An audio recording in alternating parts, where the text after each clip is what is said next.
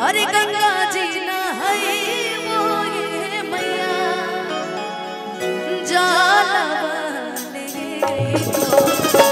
मैं चाहूंगी एक बार प्रेम से बोल दीजिए सच्चे दरबार की। अच्छा बीच में हमारी माताएं बहनें भी बैठी है, मैं चाहूंगी आप भी एक बार दोनों हाथ उठा के बोल दीजिए बोली बोली शेरावाली मैया की। ओम नमः पार्वती पते हारा। भाई महादेव जी के नाम पे तो चारों तरफ गूंजी जाता है ना। आइए दोनों हाथ ऊपर उठा के और ताली बजा के गाएंगे। अरे गंगा जी नहाइबो ये मैया